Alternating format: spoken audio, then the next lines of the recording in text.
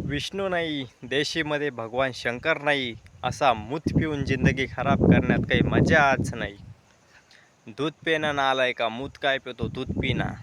ए बेवड्या, जरा कीर्तनाला सुरुवात झाली तेवढं बारीक आहे का.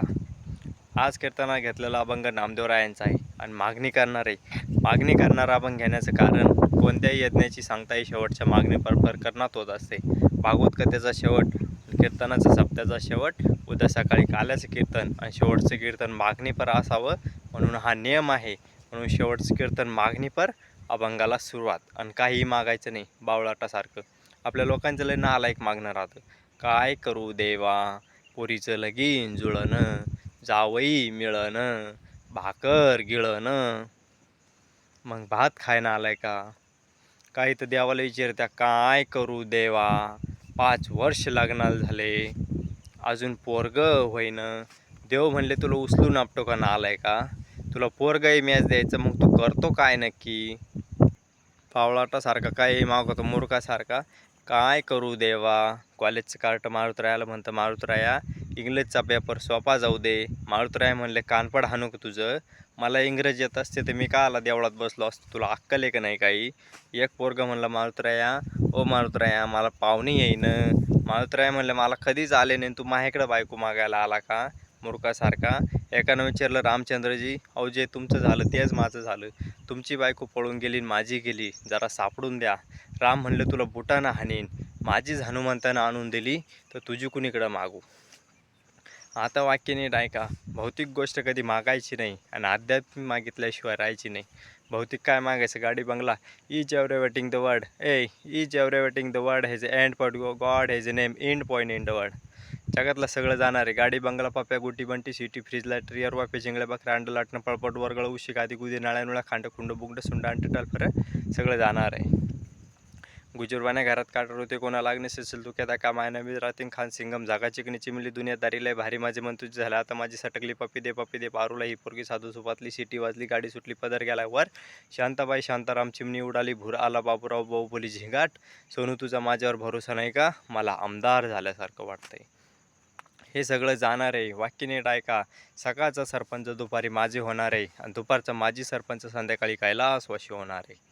जाणार आहे सगळं, हे सगळं जाणार आहे. Is everything the world has a end point.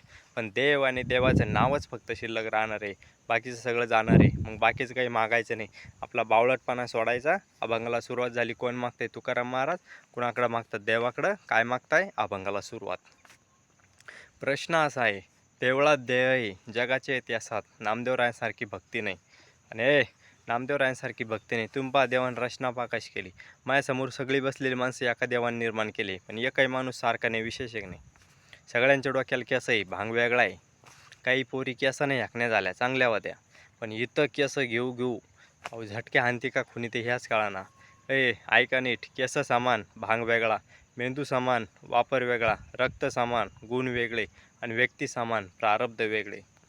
काहींना पैसा मोजता येईना, काहींना पाहायला मिळालं, काही दुसऱ्याचं पाहून मेले. काहींच्या घरात असा प्रश्न आहे, काय खाऊ. काहींच्या घरात असं आहे, कसं खाऊ.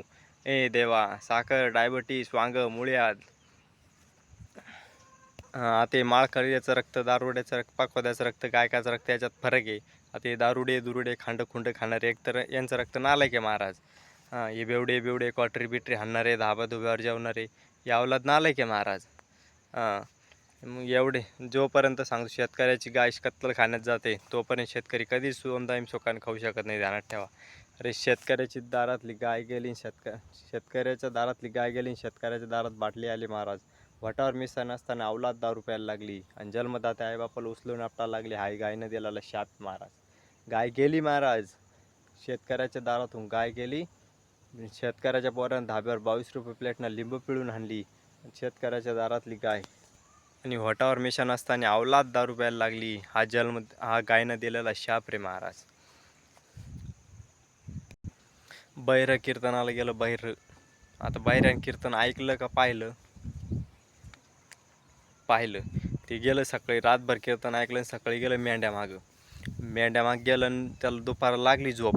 गेलं मेंढ्या हारून गेल्या. नंतर ते उठलं आणि मेंढ्या पाहतो, मेंढ्याच दिसा त्याला. मग ते नीट दरस्ता धरून निघलं, मेंढ्याकडे गेलं तर एक मोठवाला मोठ हाकलीत होता.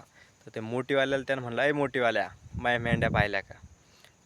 त्यानं असा हात केला, ते बैलाला हाक मारित होतं. याला वाटलं मेंढ्या तिकडंच गेल्या. त्याला नेमकी मेंढ्या तिकडंच सापडल्या आणि त्यानं म्हणलं, आपल्या यानं एक मोठीवाल्याने 1,00,000ची मेंढ्या सापडून द्यायला, एक मेंढरू आपण बक्षीस देणार. त्यानं ती मोडेल मेंढरू घेतलं, बघलं तर हातात त्याच्याकडे गेलं. त्याला म्हणलं, "ए मोठीवाल्या, हे मेंढरू तुला बक्षीस माझ्याकडून." ते म्हणलं, "पाय मी बायका पोरांची शपथ खावतो, हे मेंढरू मी मोडेल नाही." ते म्हणलं, "येड्यावानी करू नको, मेंढरू तुला घेऊन टाक." ते म्हणलं, "मेंढरू मी पाण्यात फेकीन, मी मेंढरू मोडेल नाही."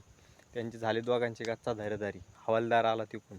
हवालदार म्हणला, काय झालं?" ते म्हणला, "साहेब, मी यानं माझ्या 1,00,000च्या मेंढ्या सापडून दिल्या, मी याला एक मेंढरू बक्षीस देणार." हा म्हणला, "साहेब, मी बायका पोरांची शपथ खातो, मी मेंढरू मोडेल नाही." तर हवालदार म्हणला, "भाडब्या हो, अजून गाडीला नंबर प्लेटसुद्धा नाही, तुम्ही म्हणता गाडी चोरीची आहे." त्यानं ते प्रकरण गेलं पाटलाकडे मिटवायला. पाटलाला 2 बायका होत्या, त्यानं दिल्या त्या हुसकून. हे गेले आणि त्याला म्हणले, "पाटील, यानं माझ्या 1,00,000च्या मेंढ्या सापडून दिल्या, मी याला एक मेंढरू बक्षीस देणार."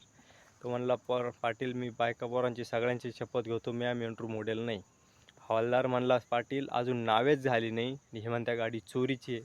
पाटील म्हणला, "तुम्ही तिघच काय, सगळं गाव जरी आलं तर मी हुसकून देईल, बायका घरात घेणार नाही."